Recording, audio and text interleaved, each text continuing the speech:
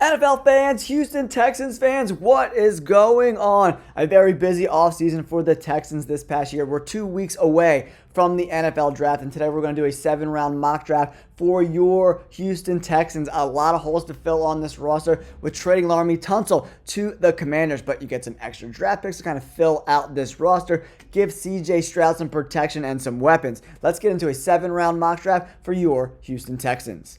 All right, Houston Texans fans, if you take a look at your screen, we're using the PFF mock draft simulator right now. We're going to do a full 7-round mock draft. If you want more NFL content or Texans content, make sure you hit that like button and subscribe to the channel. All right, Texans fans, you got a 1, a 2, a 3, 2 3s, a 5, and 2 7s. Not a ton of draft picks, but enough to make a dent in filling some of these voids.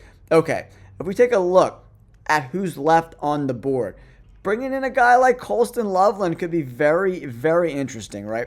Gray Zabel, offensive line. He could play anywhere. He could play tackle. He could play guard. He could play center. That could make a ton of sense. We really, really need to protect CJ Stroud, right? Absolutely. No wide receivers I really like at this point in the draft, guys. So I'm protecting CJ Stroud. That's the most important thing to me in this draft. The board fell to us in a way that's not particularly great for Texans fans, but I think Gray Zabel is the way to go at 25 overall. When you take a look at the wide receivers left, Jaden Higgins is on the board, but Kyle Williams is on the board, Trey Harris, but I don't know if I want to do that. James Pierce Jr., he's on the board as well. Walter Nolen, he might be too good to pass up at this spot, and then you could draft some offensive linemen later. So you know what? I'm bringing in one of the most physical, dominant forces in this draft class, and that's Walter Nolen, 88 overall grade. He's just intense. He's strong. He's nasty. 6'3", 295. He's even coming in at 305 on this sheet. Walter Nolen is one of my favorite players in this draft, and he could just play all over the defensive line. He's a very high floor. And, you know, Zabel I like, but you can get similar players later in this draft. So I'm going Walter Nolen, who slid to us at 25 overall. Now, I'm looking at the Houston Texans at 58 overall. Dylan Sampson, the running back, could make some sense for us. Kyle Williams, the wide receiver, is on the board. Nick Emanwuri on the board for us. That's crazy. He's a really, really talented player, right? When you look at the Texans, they have a lot of needs, right? Interior offensive line, interior defensive line, cornerback, running back you could go for. You know, I'm taking a look and seeing where we're at in this draft. We got a couple threes, you know, another wide receiver for Nico Collins to be paired next to makes a lot of sense, right? I'm going to go Kyle Williams. He's really climbing up draft boards.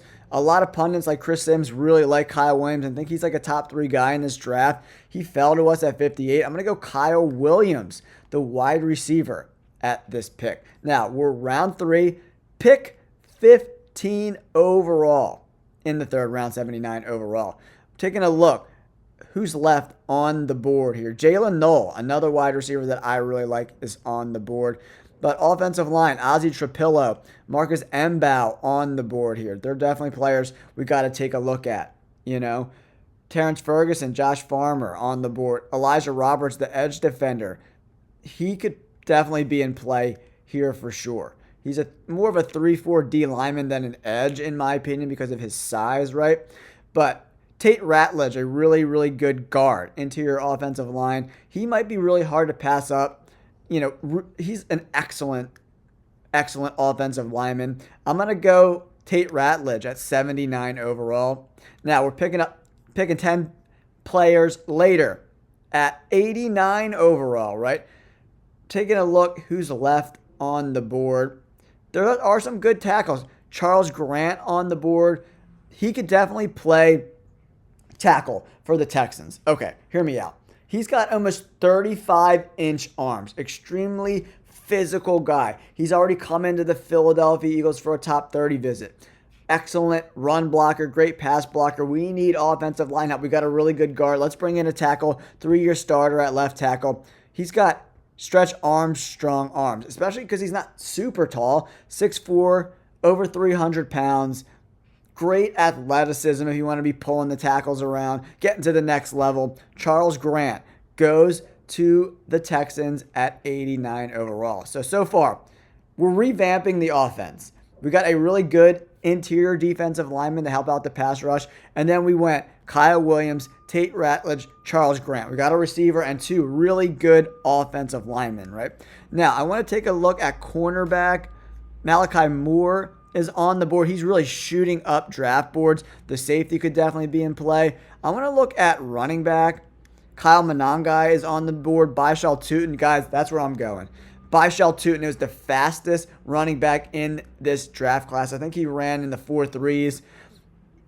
Extremely talented. Over 6.3 yards per attempt. 15 touchdowns. Can catch the ball out of the backfield.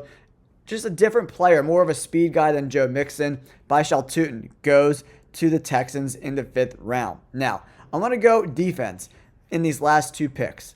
I want to look at safety. I want to look at cornerback, right? They're the positions that I think they need to address the most in this draft class. The highest rated guy is Nico Reed from Oregon. Back-to-back really, really good years. 74 and 80 overall grade. 5'10", 180. Definitely a smaller cornerback, probably more of a nickel guy at the next level. But remember, we're drafting here in the 7th round, right? Akil Arnold from USC really regressed this year. Fentrell Cypress is a guy I really like because I like him size-wise. 6 foot, 188 pounds. Cypress, excellent pick in the 7th round. Okay, now we're drafting 241 overall. This is a best player on the board type of situation. Oronde Gadsden was very, very productive in college, right? But the best guy on the board is probably Hollin Pierce from Rutgers. I do really like that pick. Jalen Walker from Indiana, solid linebacker, 6'1", 218. Definitely on the smaller size for sure. So I don't know if I want to go that route. We went really heavy in the offensive line spot, but like Laremy Tunsil leaves a huge gaping hole in those positions, right? So I'm looking at my notes of where they need. We got our interior offensive line with Tate Ratledge. We got a tackle in Charles Grant. So if both of those guys are starters, we still need some freaking depth, man. And Hollin, where's he at? Hollin Pierce. I know I'm going offensive line heavy, guys, but we need it. The offensive line last year was really, really, really bad. Like exceptionally bad. Hollin Pierce is 6'8", 344 pounds. He's a freaking monster. And we're drafted in the 7th round. So to draft a guy with these kind of measurables in the 7th round, I think the risk to reward makes a ton of sense. I do like Oronde Gadsden too. Very productive players, 3 years at Syracuse, 6'5", 236. He might be hard to pass up here, giving that offense another layer. But I'm going to go offensive line, Hollin Pierce. I like that pick, guys. All right, Texans fans, here we go. B- overall grade. Take these grades with a grain of salt. But yeah, PFF is not as high on Kyle Williams as like some actual draft scouts are. But he's a really good player. He could definitely... He's got good hands, good separation. He's a talented guy. Take this grade with a grain of salt. And giving Bhayshul Tuten a C grade is so crazy. Joe Mixon's getting older. Bhayshul Tuten could be a true bell cow back in this offense. Cypress Jr. is a great player, good length. And our offensive line grades are great. B+, B, A-. We need offensive line help. I think... Tate Ratledge could be a day one starter, and then Charles Grant and Hollin Pierce can battle it out for that tackle position. Charles Grant's a lot better of a prospect, but you never know. A guy who's 6'8", 340 pounds, if you can coach him up, he could be a great player, if not be a swing tackle at both tackle positions. All right, Texans fans, don't forget to hit that like button and subscribe to the channel, and we'll catch you on the next video.